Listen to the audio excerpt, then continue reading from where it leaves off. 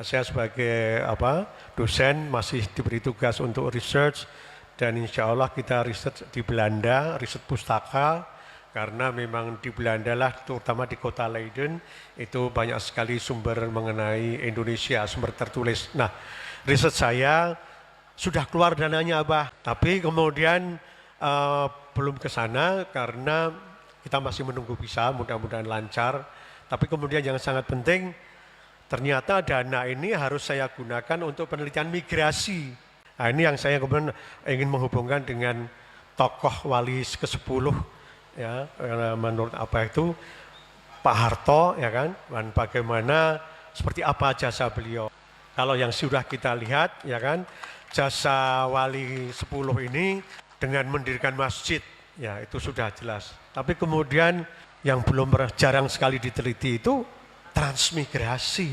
Disitulah Abah saya menemukan luar biasa jasa wali ke-10 berkenaan dengan transmigrasi. Ini yang saya merasa ini belum diungkap betul-betul. Ya.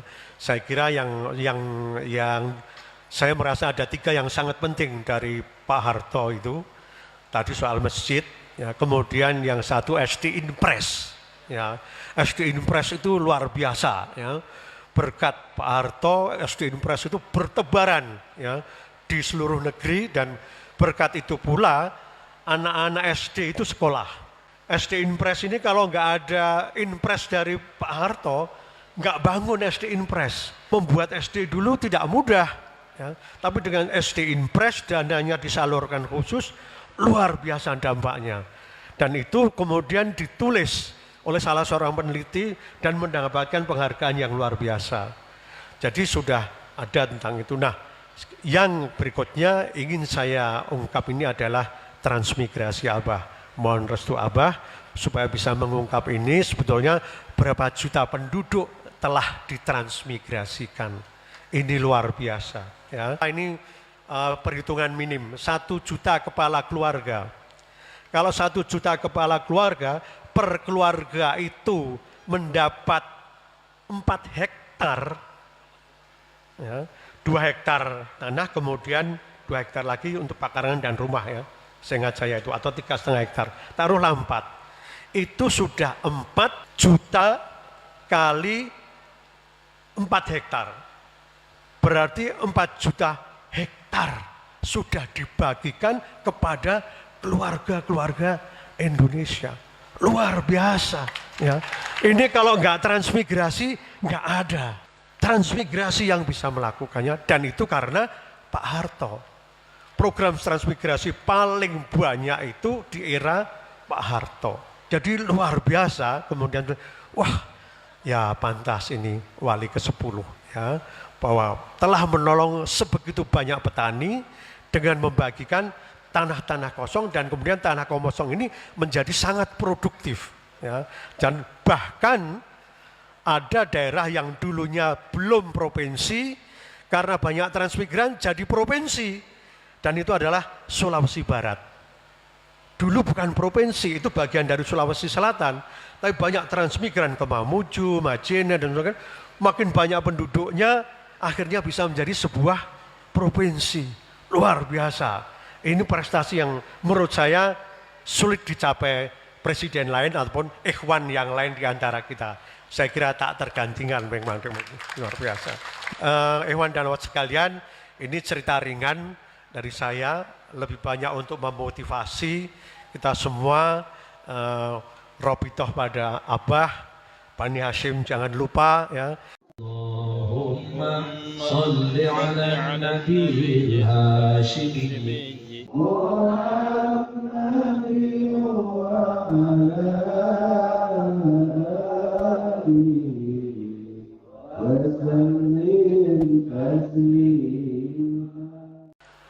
Saya mendapat email dari seorang profesor di Austria yang mengajak untuk penelitian mengenai dampak dari pengajaran agama di kalangan siswa SMU terhadap pemahaman tentang demokrasi. Gitu.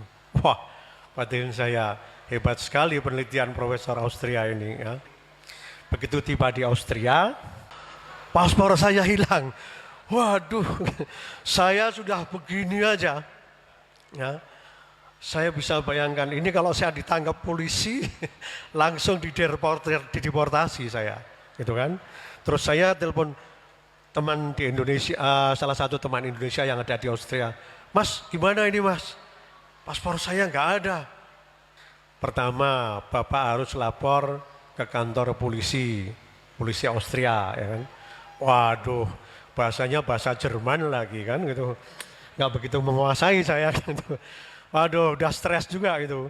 Kemudian setelah itu harus ke kedutaan, ya ke kedutaan, nanti lapor ke kedutaan, kemudian lapor di sana, nanti ke kedutaan akan memberi paspor, surat keterangan hanya berlaku untuk 1 hari. Sebab harus segera pulang, ya. Kalau enggak dideportasi gitu, masuk blacklist gitu kan. Waduh, lemes saya. Tapi ingat pesan Abah, banyak-banyak Bani Hashim, ya.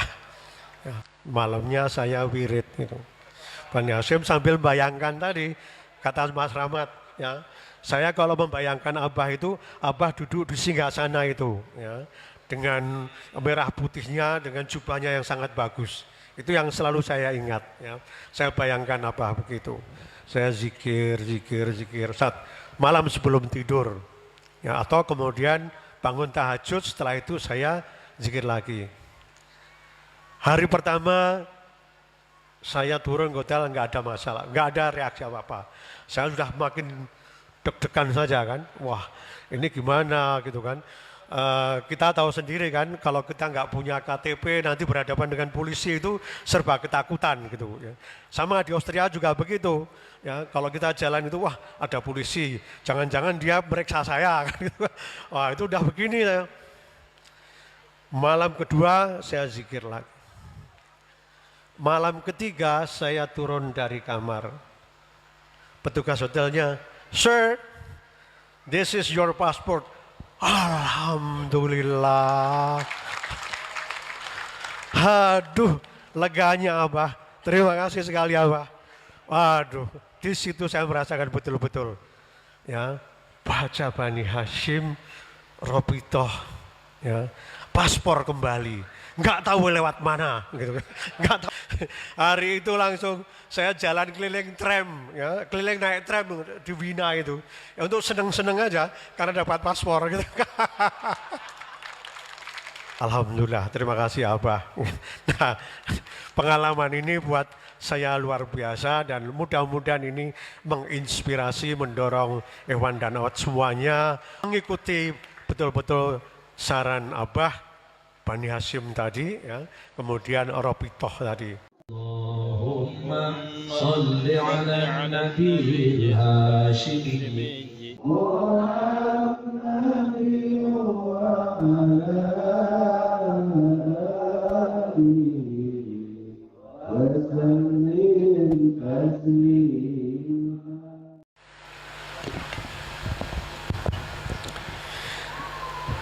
Bismillahirrahmanirrahim. Assalamualaikum warahmatullahi wabarakatuh. Kehadapan silsilah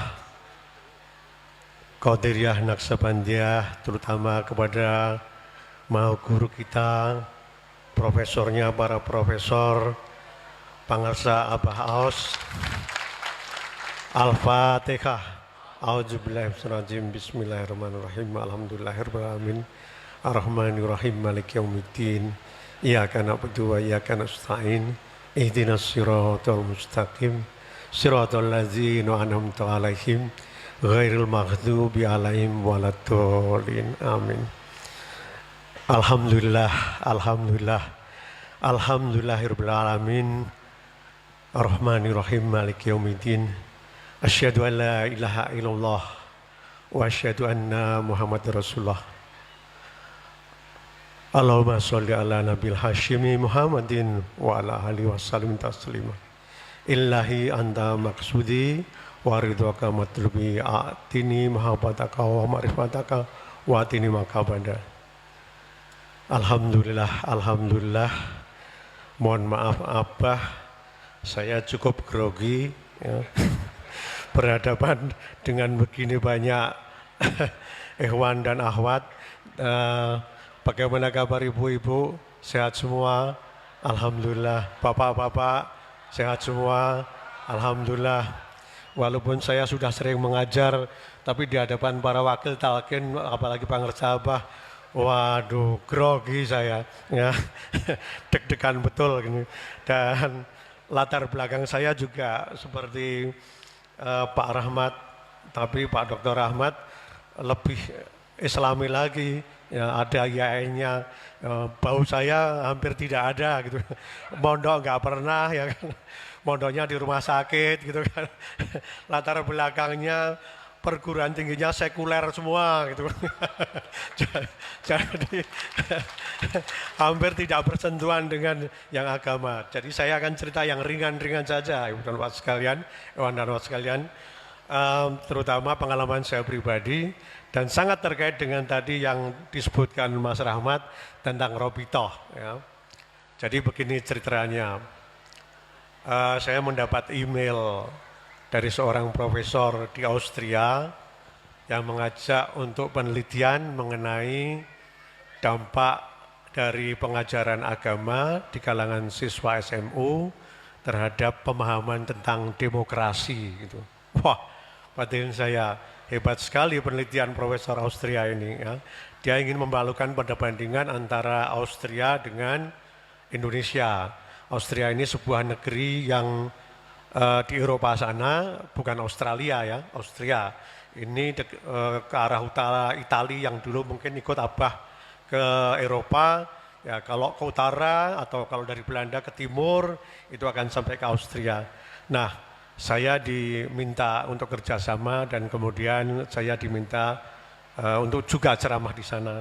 Nah, singkat cerita kemudian saya iakan keinginannya untuk kerjasama penelitian dengan saya dan kemudian saya alhamdulillah bisa berangkat ke Austria bersama istri.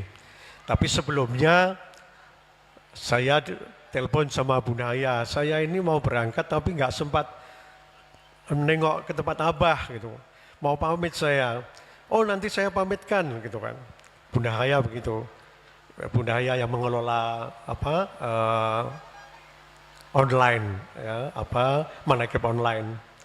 Nah, kemudian pada hari berikutnya, Bunda Haya kalau ini saya sudah di tempat Abah, gitu.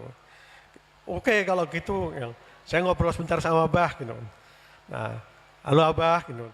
Terus kemudian, Abah saya mau ke Austria, mohon doa restu, gitu. Nah, karena saya tidak bisa lama-lama, mohon doa restunya, ya, doanya bagaimana nanti supaya saya bisa lancar. Kata-kata Abah yang saya ingat betul hanya satu, banyak-banyak baca Bani Hashim.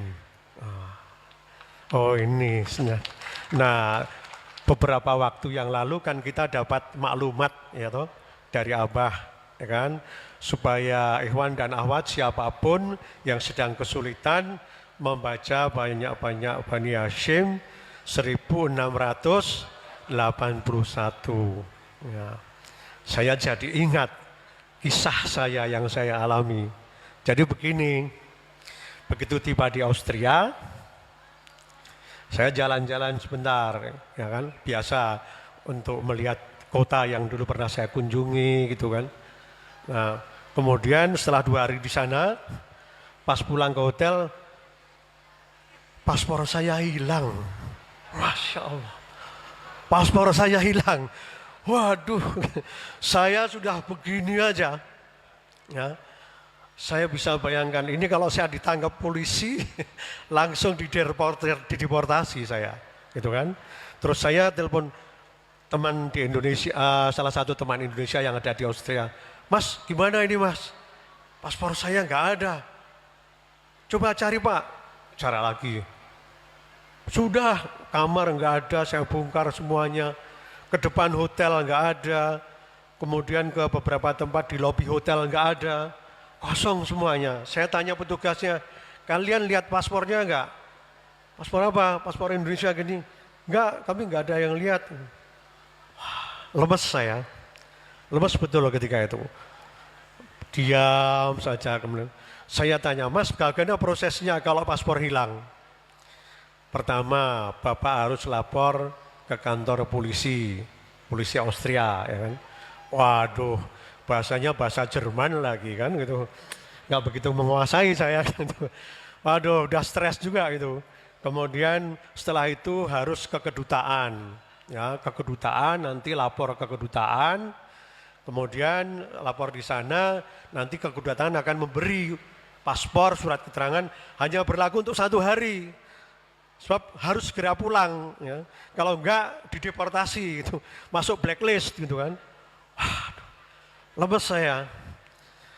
Tapi ingat pesan Abah, banyak-banyak Bani Hashim, ya. Ya. Batin saya berapa kali banyaknya ini karena Abah nggak menyebut sekian kali, tidak seperti di WA itu kan ada 1600. Ini nggak ada, saya hanya mikir-mikir gimana 111 nggak banyak, itu sedikit itu kan. Kalau gitu 111 kali kan 10 kali atau 11 kali. Nah, itulah angka yang saya dapat. 1111. Malamnya saya wirid gitu. Bani Hashim sambil bayangkan tadi kata Mas Rahmat, ya. Saya kalau membayangkan Abah itu, Abah duduk di singgasana itu, ya. Dengan merah putihnya, dengan jubahnya yang sangat bagus. Itu yang selalu saya ingat, ya. Saya bayangkan Abah begitu. Saya zikir saat malam sebelum tidur, ya, atau kemudian bangun tahajud, setelah itu saya zikir lagi. Hari pertama saya turun ke hotel nggak ada masalah, nggak ada reaksi apa-apa. Saya sudah makin deg-degan saja kan, wah ini gimana gitu kan. Kita tahu sendiri kan, kalau kita nggak punya KTP nanti berhadapan dengan polisi itu serba ketakutan gitu. Ya. Sama di Austria juga begitu. Ya, kalau kita jalan itu, wah ada polisi, jangan-jangan dia meriksa saya. Wah itu udah begini. Ya. Malam kedua saya zikir lagi. Malam ketiga saya turun dari kamar. Petugas hotelnya, "Sir, this is your passport." Alhamdulillah. Aduh, leganya Abah. Terima kasih sekali Abah.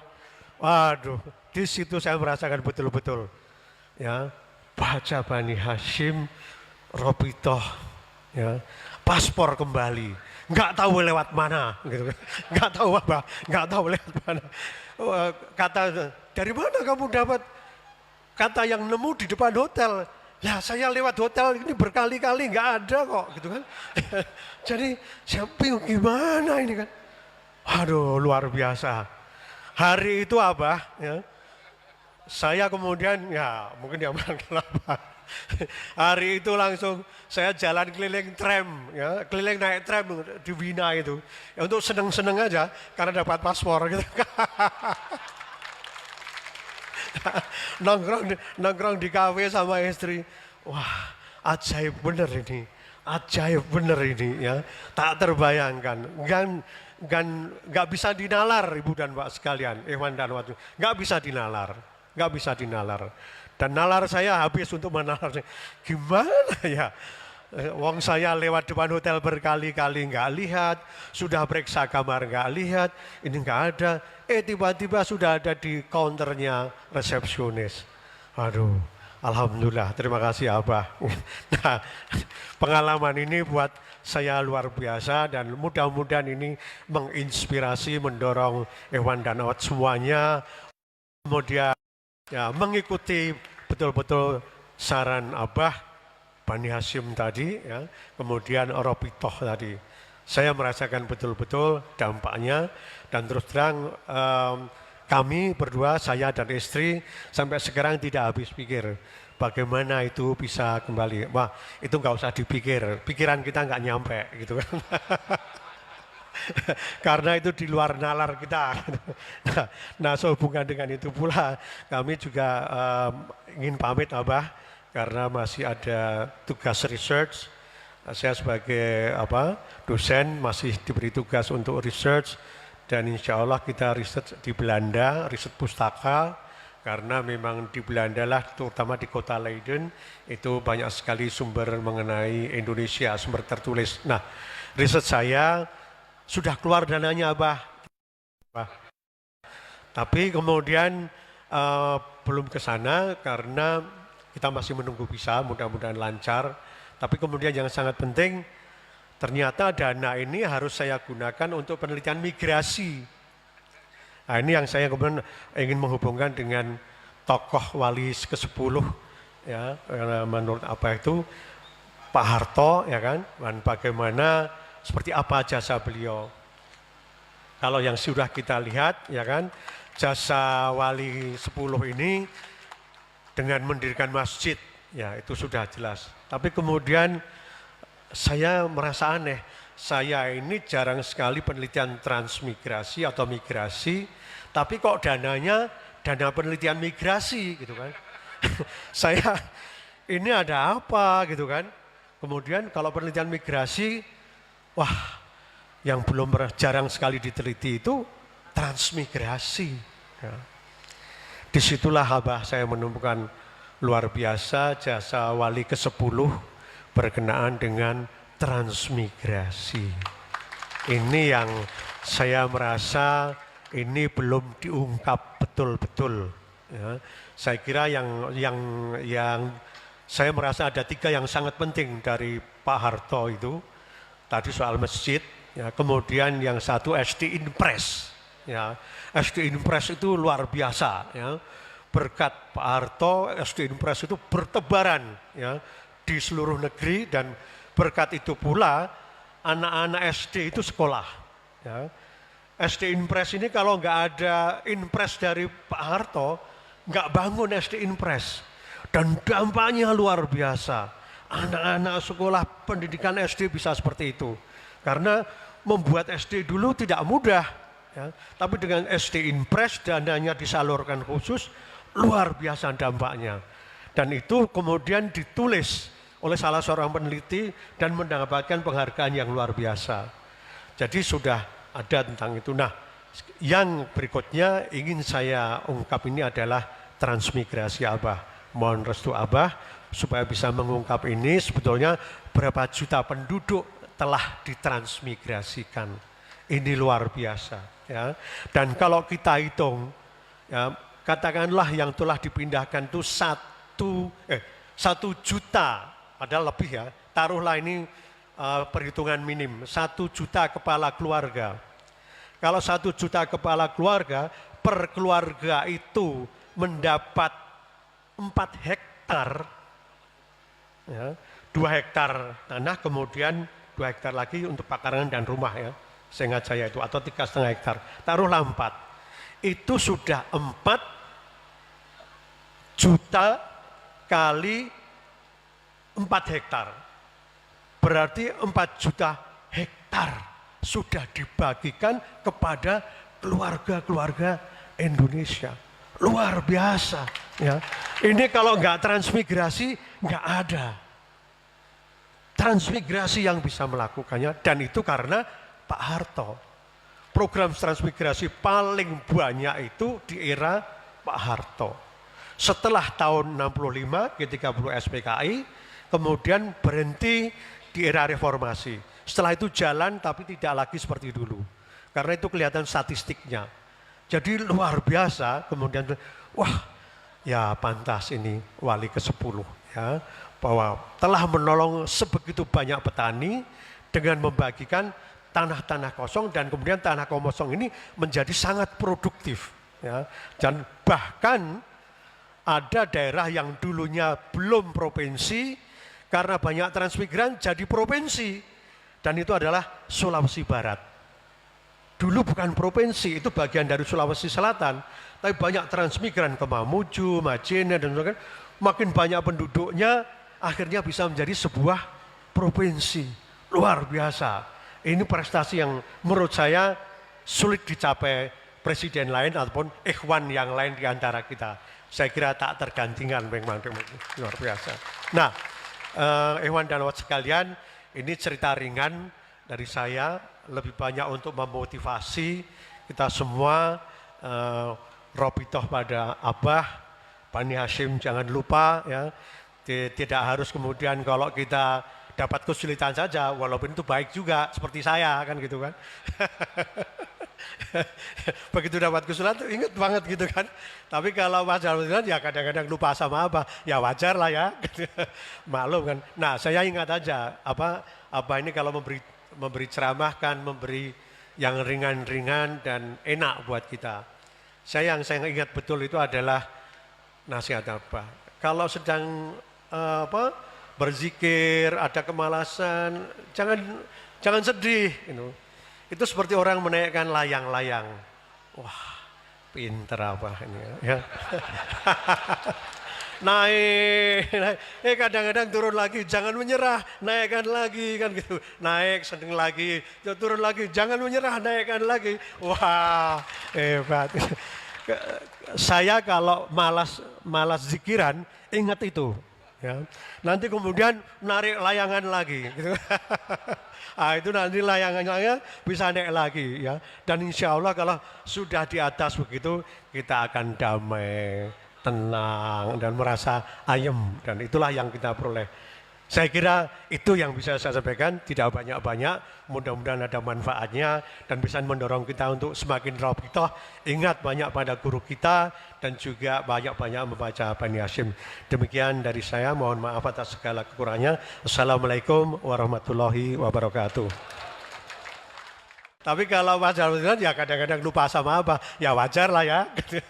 Maklum kan. Nah saya ingat aja apa ini kalau memberi ceramah kan memberi yang ringan-ringan dan enak buat kita. Nasihat apa? Kalau sedang berzikir, ada kemalasan, jangan sedih. Itu seperti orang menaikkan layang-layang. Wah, pinter apa ini ya. Naik, kadang-kadang turun lagi, jangan menyerah, naikkan lagi kan gitu. Naik, seneng lagi, turun lagi, jangan menyerah, naikkan lagi. Wah, hebat. Saya kalau malas zikiran, ingat itu. Ya. Nanti kemudian narik layangan lagi. Gitu. Itu nanti layangannya bisa naik lagi. Ya. Dan insya Allah kalau sudah di atas begitu, kita akan damai, tenang dan merasa ayem, dan itulah yang kita perlu.